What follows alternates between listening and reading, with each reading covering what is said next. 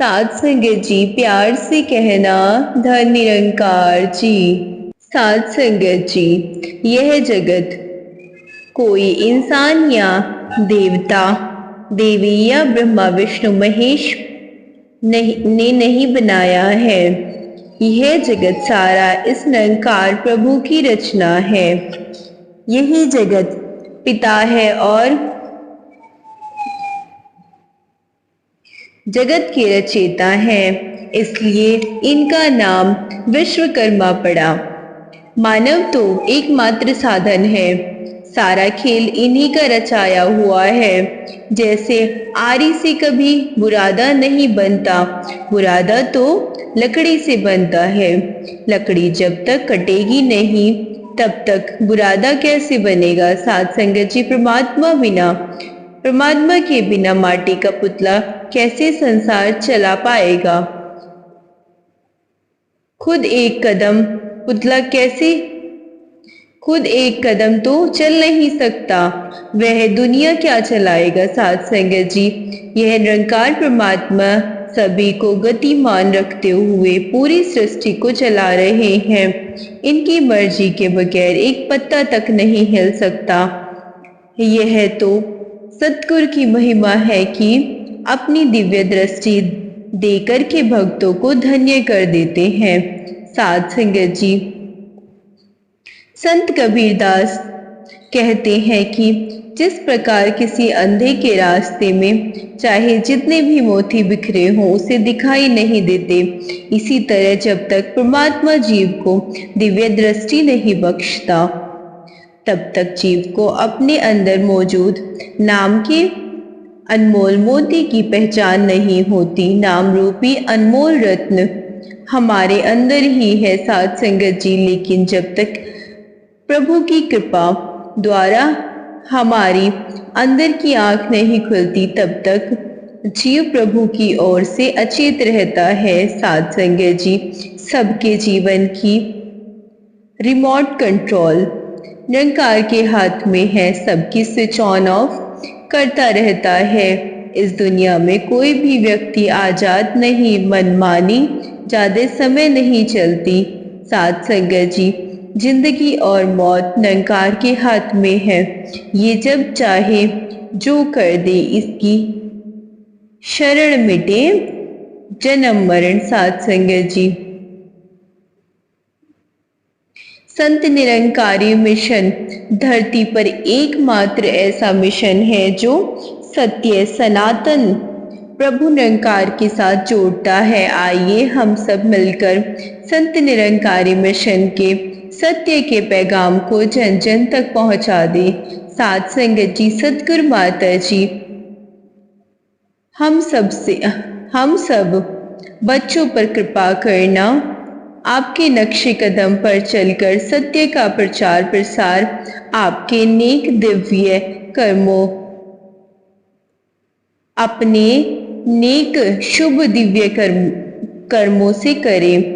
सतगुरु माता जी, आप जैसा चाहते हैं वैसा हमारा जीवन बन जाए। साध संगत जी, प्यार से कहना, धन निरंकार जी। साध संगत जी, प्यार से कहना, धन निरंकार जी। साध संगत जी, सुखी होने के चक्कर में जो जीवन भर दुखी रहता है उसी का नाम इंसान है। साध संगत जी, अगर गंदे और मैले कपड़े से शर्म आती है तो गंदे और मैले विचारों से भी हमें शर्म आनी चाहिए। कहे अवतार आसरक एक दी, कहे अवतार आसरक एक इसदी, जो कन कन विच वसरिया रमे राम दा लइयो आसरा, जो गुरु पूरा दस रहा। साध संगत जी, विश्वास हमें सच दातार का ले, नासवान चीजों का सहारा लेने तो डावाडोल ही करेगा। हिरण्यकश्यप बहुत सी ताकतों का मालिक होकर भी भक्त प्रहलाद का विश्वास नहीं दिखा सका। साध संगत जी, सच्ची भक्ति के लिए तीनों पैगंबरों की आवाज पर विश्वास करना पड़ेगा। शब्द और सच्चाई एक ऐसी सवारी है जो अपने सवार को कभी गिरने नहीं देती, ना किसी के कदमों में ना किसी की नजरों में। सत्संगत जी, भाषा एक ऐसा वस्त्र है जिसको यदि शीतलता से नहीं पहनाया जाए तो संपूर्ण व्यक्तित्व ही निर्वस्त्र हो जाता है। सम्मान से कभी गर्वित नहीं होते, अपमान से कभी क्रोधित नहीं होते, और क्रोधित होकर भी जो कठोर नहीं बोलते, वास्तव में वही श्रेष्ठ होते हैं। सत्संगत जी, खुद को खुश रखने का उपाय खोजें। तकलीफें तो आपको खोज ही रही है। सिर्फ वो लोग आपकी परवाह करते हैं जो आपको तब भी सुन सकते हैं जब आप चुप होते हैं। मुसीबत और खुशी बिना किसी अपॉइंटमेंट के आ जाती है, इसीलिए अपने आप को इतना तैयार रखें कि मुसीबत के समय होश और खुशी के समय जोश कायम रहे। ताले बिना चाबी के बिना निर्मित नहीं होती। इसी तरह से ईश्वर बिना समस्याओं के कभी समाधान नहीं देता।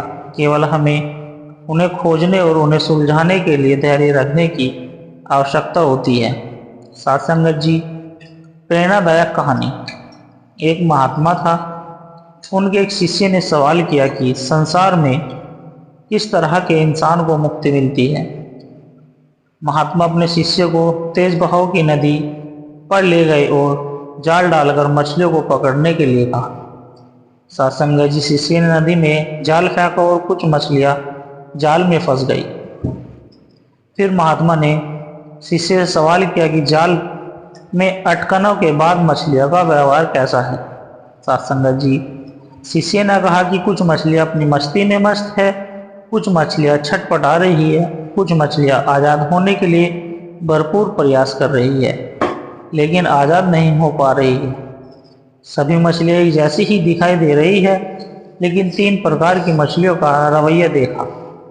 सत्संगत जी, महात्मा ने मुस्कुराते हुए कहा, तुम्हें 3 प्रकार की मछलियां दिखाई दिया, लेकिन 4 प्रकार की मछलियां हैं। शिष्य ने कहा, वो चौथे प्रकार की किस तरह की और उसका रवैया क्या है। महात्मा ने कहा, जो मछली अपनी मस्ती में मस्त है वो वह इंसान जो इस संसार में खा पी कर मस्त है। सत्संगत जी, दूसरी वो मछली जो छटपटा रही है, यह वो लोग हैं जो कभी कभी सत्संग जाते हैं और ज्ञान की बातें करते हैं, लेकिन अमल नहीं करते। सत्संगत जी, तीसरे प्रकार की मछलियाँ उस प्रकार के लोग जैसी है जो नित्य नेम सत्संग जाते हैं और भजन सिमरन भी करते हैं, लेकिन मन में बदले हुए कुछ संसारिक कामनाएं रखते हैं, और जिसके अंदर संसारिक कामनाएं हो वो न तो मुक्त हो सकते और न ही ईश्वर के प्रति प्रेम रख सकते हैं। सत्संगत जी, शिष्य ने कहा, चौथे प्रकार की मछलियाँ और लोग किस तरह के हैं। सत्संगत जी, महात्मा ने कहा, कुछ मछलियाँ इस जाल में फंसती नहीं है, वो सच्चे भक्त है। संसार महासागर है, उसके अंदर माया जाल है। जो निर्वस्त्र निस्वार्थ परमात्मा का भजन सिमरन करते वो इस माया जाल में नहीं फंसते हैं। सत्संगत जी, जहाँ प्रेम है वहाँ पर कोई कामना नहीं होती, जहाँ पर कोई कामना होती है वहाँ पर प्रेम नहीं होता। आदमी कितना भी ताकतवर हो, प्रेम से नहीं जीत सकता। प्रेम के सामने दिल हार जाता है। प्रेम अजर अमर अविनाशी होता है।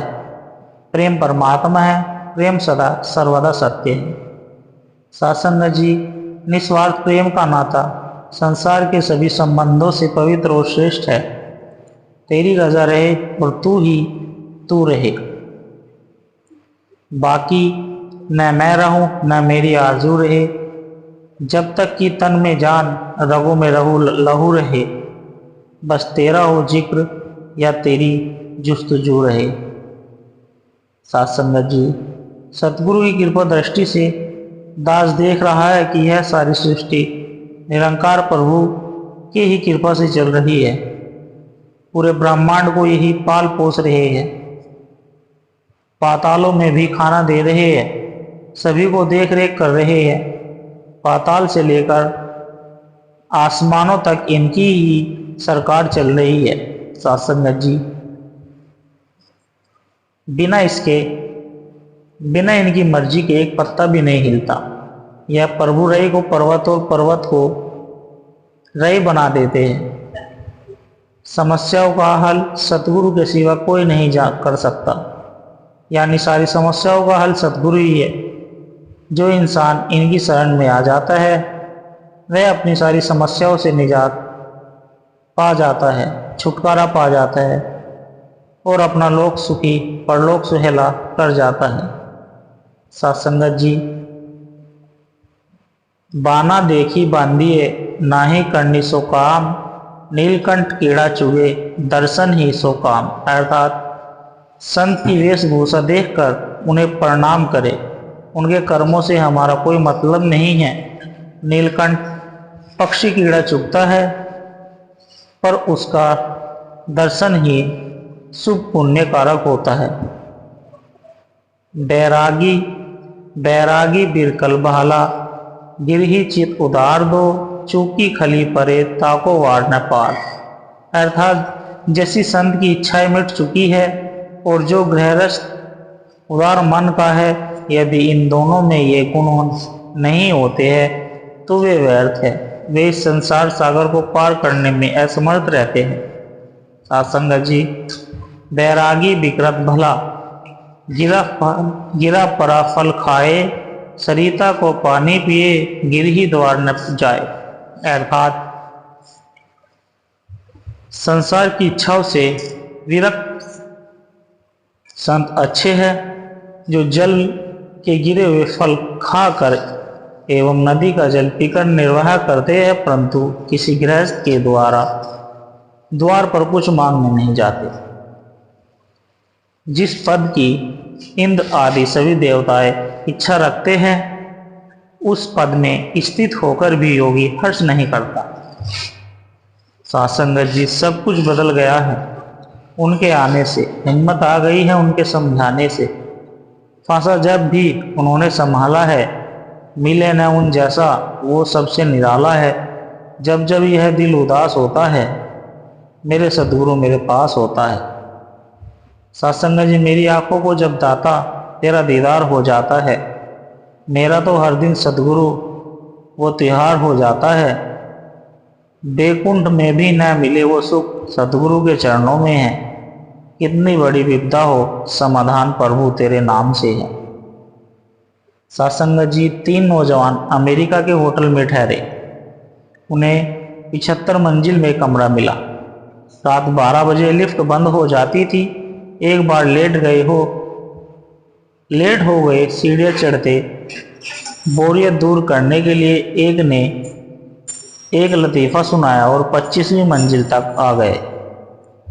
दूसरे ने गाना सुनाया और अब 25वीं मंजिल तक आ गए, 50वीं मंजिल तक आ गए। और तीसरे ने बीमारी सेहत पर किस्सा सुनाया और अब 75वीं मंजिल पर आ गए।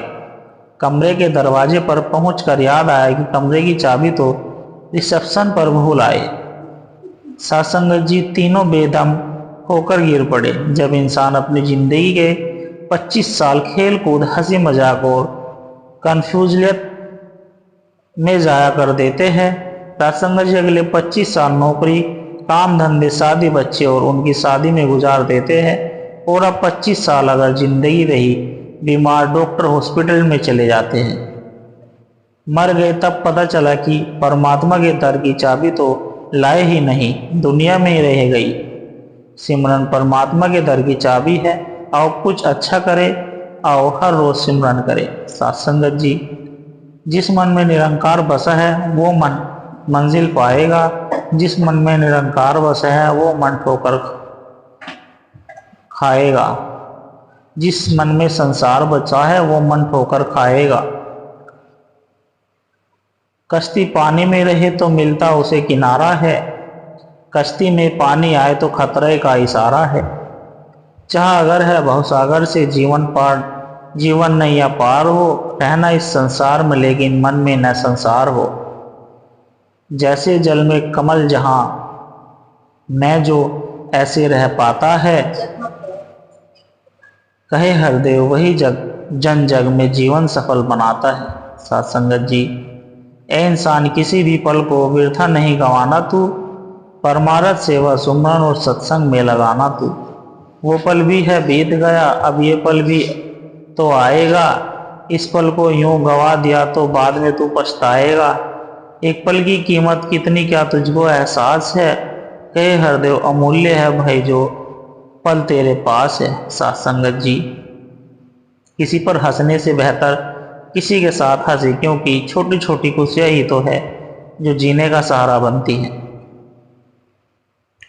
अष्टावक्र कहते हैं, स्वयं को जानने वाला बुद्धिमान व्यक्ति संसार की परिस्थितियों को खेल की तरह लेता है। उसी सांसारिक परिस्थितियों का बोझ लेने वाले मोहित व्यक्ति के साथ बिल्कुल भी समानता नहीं है। साथ संगत जी, जीवन और समय दोनों महान शिक्षक है।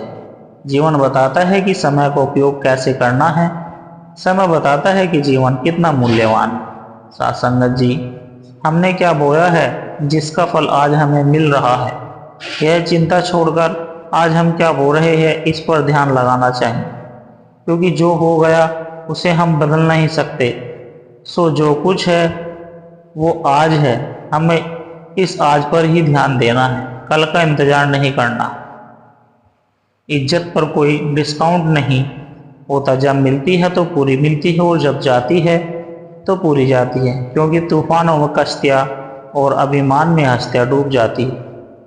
साथ संगत जी, प्रकृति का कण कण हमें परोपकार करना सिखाता है। परमात्मा ने पूरी प्रकृति परोपकार के लिए बनाई। नदियों से परोपकार सीखे सबको पानी पिलाती है। बादल से परोपकार सीखे बरसात धरती को हरा भरा कर सकता है, कर देता है।